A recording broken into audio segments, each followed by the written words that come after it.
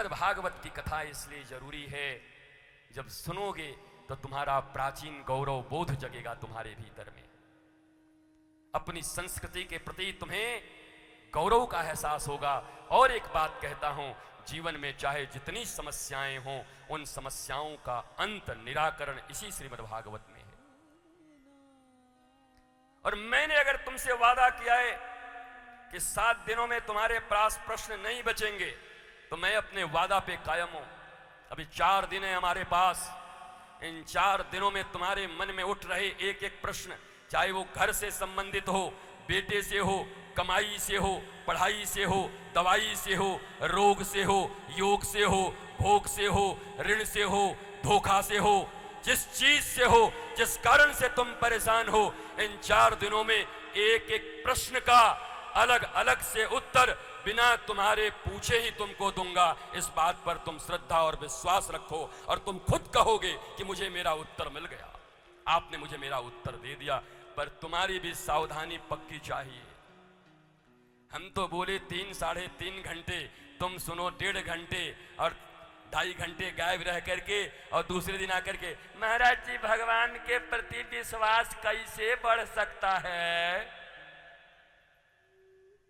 तो माइक छीन लूंगा 1 मिनट में। जब यहां 3.5 घंटे तक बैठ करके हम अपने कंठ से तुम्हें बता रहे थे, तब तुम्हारे पास समय नहीं था। अब तुम आए हो उधर से साहब की तरह और 2 मिनट में आके कह रहे हो हमको हमारे प्रश्न का उत्तर दो। क्या तुमने मुझे ट्यूशन टीचर के रूप में अपॉइंट किया है क्या? 5वीं और 6ठी क्लास में पढ़ने वाले बच्चों के लिए ट्यूशन टीचर अपॉइंट करते हो तो माल और रोकड़ा ले जाता है तुमसे।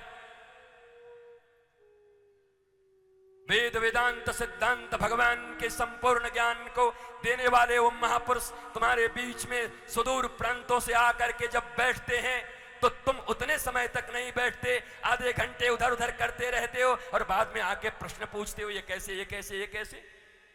जवाबदेही हमारी है, जिम्मेवारी है तुम्हें जवाब देने की। जवाबदेही इनके प्रति है जो प्रतिदिन 7 दिन आकर बैठ रहे हैं, प्रारंभ से बैठ रहे हैं। इनके जिंदगी में जितने सवाल होंगे उतना जवाब इनको रितेश्वर देगा, इनके पास रहकर देगा, इनके जीवन के एक एक समस्याओं का निराकरण करेगा। पर उनके लिए नहीं जो मेले में आए हैं, उनके लिए नहीं जो टहलने आए हैं, उनके लिए नहीं जो मनोरंजन के लिए आए हैं 2 मिनट के लिए। I have no time for you. तुम्हारे जैसे लोगों के लिए मेरे पास भी टाइम नहीं है, न किसी महात्मा। तुम्हारे जैसे महात्मा भी बैठे हुए हैं जगह जगह। भगवान से प्रहलाद ने कहा कि भगवान आप बार बार जिद कर रहे हो कि मांगो मांगो मांगो, मैं कोई भिखारी थोड़ी हूं कि तुमसे मांगने आया हूं। प्रहलाद भी इतना छोटा है, बोलता बहुत। और ठाकुर जी ने कहा अरे मांग, मैं देवता हूं, मेरा काम है देना। तो प्रहलाद ने कहा तुम देवता हो तो मैं दानव हूं, मेरा काम है लड़ना और लड़ाई हो जाए। अरे बहुत बात करता है, चुपचाप मांग। तो प्रहलाद ने कहा कि हे प्रभु देना ही चाहते हो तो एक चीज दे दो। बोला क्या? अगर मेरे हृदय में अब भी कुछ मांगने की इच्छा बाकी हो तो उस इच्छा से मुक्त कर दो, बस मैं तुम्हें देखता रहूं, तुम मुझे देखते रहो, इसके सिवा मुझे क्या चाहिए। 5 साल का बालक प्रहलाद क्या मांगता है पूछो। क्योंकि तुम भगवान हो, बार बार कह रहे हो मांगो मांगो मांगो, इसका मतलब मेरे दिल में कुछ मांगने की बात होगी तभी तो कह रहे हो। तुम तो अंतर्यामी हो। तो हे मेरे नाथ, हे मेरे प्यारे, अगर दे सकते हो तो एक ही वरदान दे दो, आशीर्वाद दे दो। क्या? बोला मेरे मन में, मेरे हृदय में जो कुछ मांगने की कामना बची हो, आज के बाद उस काम से मुक्त हो करके घनश्याम और राम के चरणों का दीवाना बन जाऊं, बस इतना ही दे दो महाराज, कुछ नहीं चाहिए इसके। ये मांग है प्रहलाद की। गजेंद्र अपने परिवार के साथ रहता था,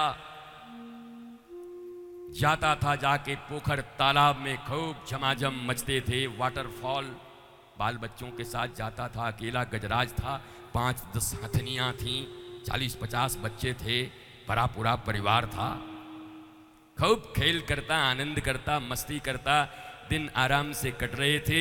एक दिन गया और एक ग्राह ने गजराज के पांव पकड़ लिए। जल में रहने वाले जीव जल में ज्यादा बलशाली होते हैं स्थल में रहने वाले स्थल में बलशाली होते हैं। अगर भूमि पे पकड़ा होता तो गजराज शायद पटक दिया होता, लेकिन जल में मगर का बल बहुत ज्यादा होता है, खींच दिया। कभी हाथी खींचे, कभी मगर खींचे, दोनों में खींचा खींची चल रही थी। अंत में महाराज जब देखा अकेले नहीं पड़ रहा है तो कहा, अरे हथनियों क्या कर रही हो, बाल बच्चों सब लगो, हम डूब रहे हैं। तो सबने बल लगाया, लेकिन उसके बाद भी जब खिंचाई जाने लगा तो हथनियों ने कहा, हमको दुख तो बहुत है, पर बच्चों को पालने के लिए हमको तो जिंदा रहना पड़ेगा, आपका क्रियाक्रम कर देंगे, आप चले जाइए।